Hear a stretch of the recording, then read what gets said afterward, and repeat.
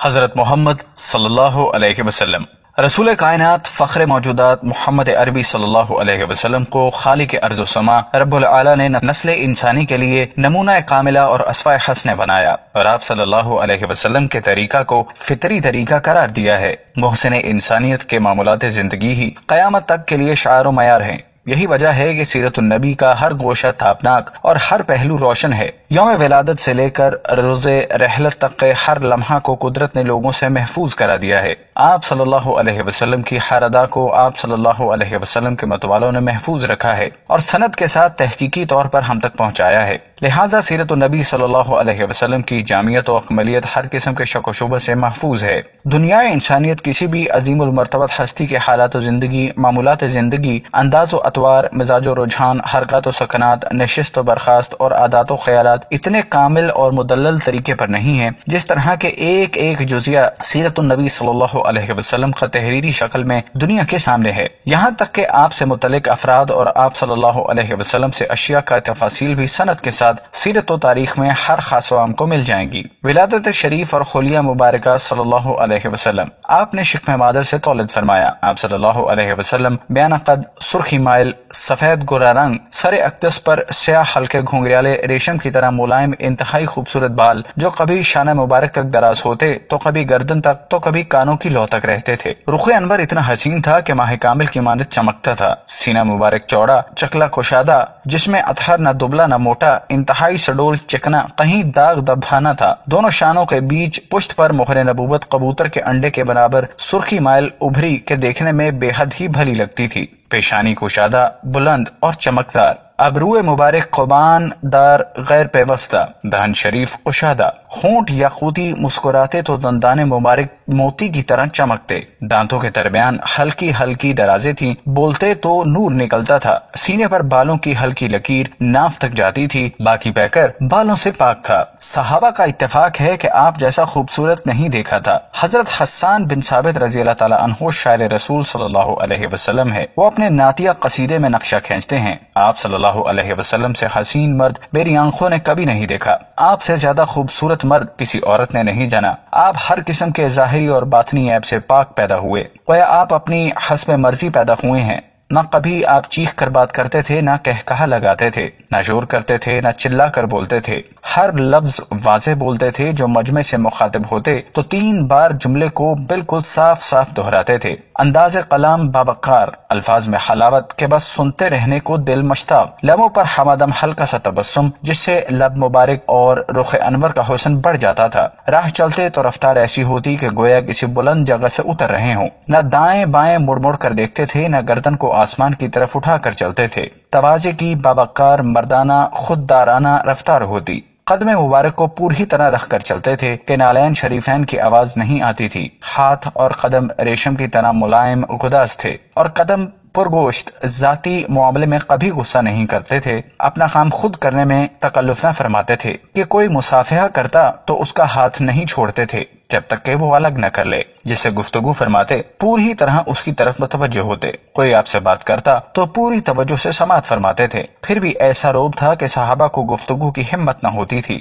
ہر فرد یہی تصور کرتا تھا کہ مجھے کو زیادہ چاہتے ہیں۔ دعوت و تبلیغ کا آغاز تاج رسالت اور خلعت نبوت سے سرفراز ہونے کے بعد رحمت للعالمین خاتم النبیین صلی اللہ علیہ وسلم نے ایک ایسے سماج و معاشرے کو ایمان و توحید کی دعوت دی جو گلے گلے تک شرک و کفر کی دلدل میں گرفتار تھا۔ ضلالت و جہالت کی شکار انسانیت شرافت مفقود تھی، درندگی اور حیوانیت کا راج تھا، ہر طاقتور فرعون بنا ہوا تھا، قتل و غارت گری کی وبا ہر سو عام تھی، نہ عزت محفوظ نہ عصمت محفوظ، نہ عورتوں کا کوئی مقام، نہ غریبوں کے لیے کوئی پناہ، شراب پانی کی طرح بہائی جاتی تھی، بے حیائی اپنے عروج پر تھی، روح زمین پر وحدانیت حق کا کوئی تصور نہ تھا، خود غرضی مطلب پرستی کا دور دورہ تھا، چوری بدکاری اپنے عروج پر تھی اور ظلم و ستم ناانصافی اپنے شباب پر تھی، خدا واحد کی پرستش کی جگہ معبودان باطل کے سامنے پیشانیاں جھکتی تھیں، نفرت و عداوت کی زہریلی فضا انسان کو انسان سے دور کر چکی تھی، انسانیت آخری سانس لے رہی تھی، معاشرے سے شرک کا تعفن اٹھ رہا تھا، کفر کی نجاست سے قلوب بدبودار ہو چکے تھے۔ اس دور کا انسان قرآن کریم کے مطابق جہنم کے کنارے کھڑا تھا، ہلاکت سے دوچار ہونے کے قریب کہ رحمت حق کو رحم آیا اور کہف شفا سے صدیوں میں انسانیت کے بقا کا اعلان ہوا کہ یا ایھا الناس قولوا لا الہ الا اللہ تفلحوا، اے اللہ لا الہ الا اللہ محمد رسول اللہ پر ایمان لاؤ، فلاح اور صلاح سے ہمکنار رہو گے۔ یہ آواز نہیں تھی بلکہ ایمان باطل میں بجلی کا کڑکا تھا۔ وہ بجلی کا کڑکا تھا یا صوت ہادی، عرب کی زمین جس نے ساری ہلا دی۔ یہی آواز حق ایک عظیم الشان انقلاب کی ابتدا تھی جس نے دنیا انسانیت کی تاریخ بدل دی۔ یہ اعلان توحید کی حیات نو کا پیغام تھا جس نے مردہ دل عربوں میں زندگی کی نئی روح پھونک دی، اور پھر دنیا نے وہ منظر دیکھا جس کا تصور بھی نہ تھا کہ قاتل عادل بن گئے، بت پرست بت شکن بن گئے، ظلم و غضب کرنے والے حق پرست اور رحم دل بن گئے، سینکڑوں معبودان باطل کے سامنے جھکنے والی پیشانیاں خدا واحد کے سامنے سرنگوں ہو گئی، عورتوں کو جانور سے بدتر جاننے والے، قطعی رحمی اور کمزوروں پر ستم ڈھانے والے، عورتوں کے محافظ، صلہ رحمی کے خوگر اور کمزوروں کے سہارا بن گئے۔ نفرت و عداوت کا آتش فشاں سرد ہو گیا، محبت و اخوت کی فصل بہار آ گئی، رہزن رہبر اور ظالم و عدل و انصاف کے پیغمبر بن گئے، جو نہ تھے خود راہ پر اوروں کے ہادی بن گئے۔ کیا نظر تھی جس نے مردوں کو مسیحا کر دیا۔ پھر دنیا نے دیکھا کہ ایک امی لقب اعلیٰ نسب رسول کے فداکاروں نے ایمان و توحید کی تاریخ مرتب کر ڈالی، عدل و انصاف کے لازوال نقوش چھوڑے، وحدت و مساوات کی لافرمانی داستان رقم کر دی، فتوحات کی انوکھی تاریخ لکھی، جہاں بانی اور حکمرانی کے اصول مرتب کیے، عفت و پاک داننی کا ریکارڈ چھوڑ گئے، وفاداری فداکاری کے انمٹ تحریک دیے، عظمت اور رفعت کی ان بلندیوں پر پہنچے جہاں سے اونچا مقام صرف انبیاء و مرسلین کو نصیب ہو سکتا ہے۔ ایسا انقلاب دنیا نے کب دیکھا تھا اور کہاں سنا تھا؟ صبر و استقامت۔ رسول اللہ صلی اللہ علیہ وسلم نے دعوت حق و اعلان توحید کی راہ میں اپنے ہی لوگوں کے ایسے مصائب و آلام دیکھے کہ کوئی اور ہوتا تو ہمت ہار جاتا، مگر آپ صبر و استقامت کے کوہ گراں تھے۔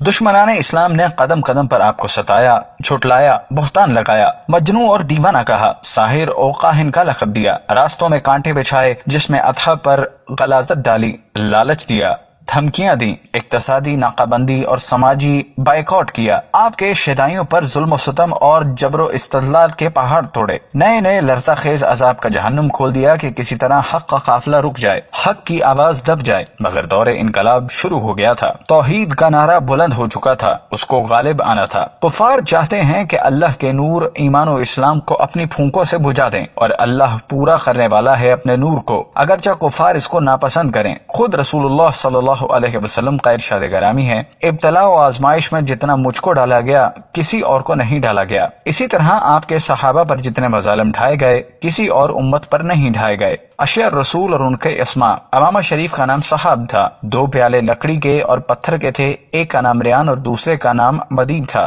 آپ خورہ تھا جس کا نام صادر تھا، خیمہ تھا جس کا نام رکی تھا، آئینہ تھا جس کا نام مدلا تھا، قینچی تھی جس کا نام جامع تھا، جوتی مبارکہ تھی جس کا نام ممشوق تھا۔ ایک زمانہ میں آپ کے پاس 10 گھوڑے تھے، ثقب نامی گھوڑے پر آپ صلی اللہ علیہ وسلم غزوہ احد پر سوار تھے۔ ایک گھوڑے کا نام لزاز تھا جس کو شاہ اسکندریہ نے ہدیہ بھیجا تھا۔ باقی گھوڑوں کے نام یہ ہیں: ضرب، ورد، دریس، ملاوح، صبحہ، بجس۔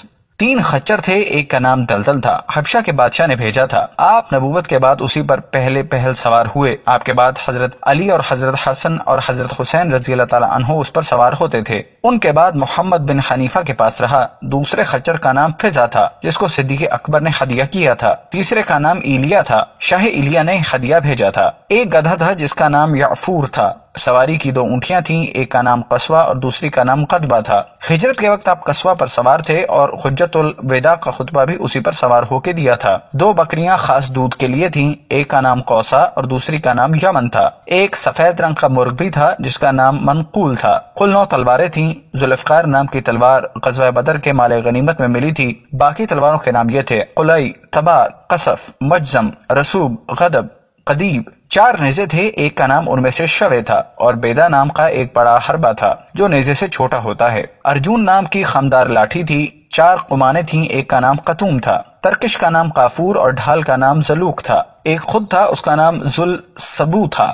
حضور صلی اللہ علیہ وسلم کی ان اشیاء مبارک کے اسما سے معلوم ہوا کہ چیزوں کا نام رکھنا سنت ہے۔ یوں تو متمول افراد شوق سے اپنے کتوں کا نام رکھتے ہیں، اور یہ سنت کی پیروی میں نہیں بلکہ یورپ کی تقلید میں، ورنہ دوسری اشیاء کے نام بھی رکھتے۔ بعض گھروں میں بقرہ وغیرہ پالنے کا شوق ہوتا ہے اور ان کے نام بھی رکھ دیے جاتے ہیں۔ عموماً یہ بھی اتباع سنت کے بجائے شوقیہ ہوتے ہیں۔ कातबीन वही रसालत। हुजूर सल्लल्लाहु अलैहि वसल्लम उम्मी थे, पढ़ना लिखना नहीं जानते थे। उम्मी होना आप सल्लल्लाहु अलैहि वसल्लम का खसूसी इम्तियाज है और आप सल्लल्लाहु अलैहि वसल्लम की रसालत और नबूवत की एक वाज़ेह दलील है कि एक उम्मी और लक़ब रसूल ने दुनिया इंसानियत को ऐसा कलाम दिया जिसकी फसाहत और बलागत और लज़्ज़त और हलावत के सामने फसाहाए अरब सरनिगू नजर आते हैं और क़यामत तक दुनिया उनकी नज़ीर पेश करने से कासिर है। लिहाजा जब कुरान मजीद की आयत करीमा आप सल्लल्लाहु अलैहि वसल्लम के क़ल्ब अतहर पर नाजिल होती तो हुजूर सल्लल्लाहु अलैहि वसल्लम मुख्तलिफ सहाबा कराम से उनकी किताबत करवाते थे। कातबीन वही के अस्मा हस्बे झेल हैं, नेज़ उन्हीं में से खतूत फरामीन लिखने वाले हैं। हजरत अबू बकर सिद्दीक, उमर बिन खत्ताब, उस्मान बिन अफ़ान, अली बिन अबी तालिब,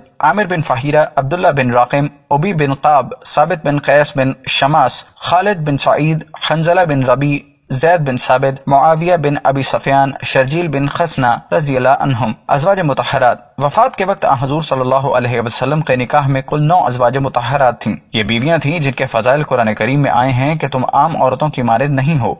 ये हरम नबी है, उनको दुनिया की तमाम औरतों से खसूसी इम्तियाज और फजीलत है।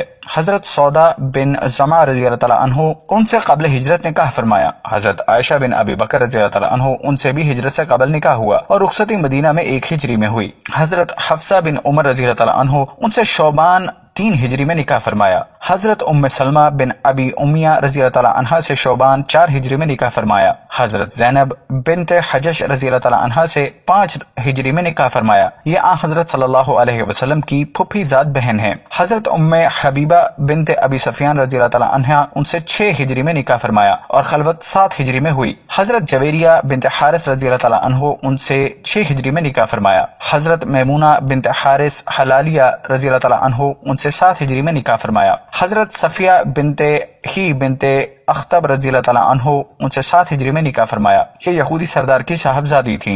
हजरत खतीजतुल कुबरा बिनते खवीलिद रज़ियल्लाहु तआला अन्हु आपने सबसे पहले उन्हीं की ख्वाहिश और पैगाम पर निकाह किया था जबकि आपकी उम्र 25 साल थी और बेवा 40 साल की बाइज्जत मालदार खातून थी। आपकी तमाम औलाद सिवाय हजरत इब्राहिम के उन्हीं के बतन से है। ये हिजरत से कबल वफात पा गई थी। हुजूर सल्लल्लाहु अलैहि वसल्लम उनकी बहुत कदर फरमाते और हमेशा याद करते रहे। हजरत ज़ैनब बिन हज़ीमा रज़ियल्लाहु तआला अन्हु से 3 हिजरी में निकाह फरमाया मगर 2 या 3 माह के बाद वो वफात पा गईं। औलादुर रसूल सल्लल्लाहु अलैहि वसल्लम। हुजूर सल्लल्लाहु अलैहि वसल्लम की तमाम औलाद सिवाय हजरत इब्राहिम बिन मोहम्मद अलैहिस्सलाम के हजरत खतीजा रज़ियल्लाहु तआला अन्हु से है। हजरत ज़ैनब रज़ियल्लाहु तआला अन्हु जिनका निकाह अबू अल-आस से हुआ, हजरत रक़िया रज़ियल्लाहु तआला अन्हु, हजरत उम्मे कुलसूम रज़ियल्लाहु तआला अन्हु, इन दोनों साहबजादियों का निकाह हजरत उस्मान गनी रज़ियल्लाहु तआला अन्हु से हुआ। पहले रक़िया से, उनकी वफात के बाद उम्मे कुलसूम से। हजरत फातिमा रज़ियल्लाहु तआला अन्हु ये हुजूर सल्लल्लाहु अलैहि वसल्लम की सबसे छोटी और सबसे महबूब साहबजादी थी। उनका निकाह हजरत अली करमुल्लाह वजह से हुआ।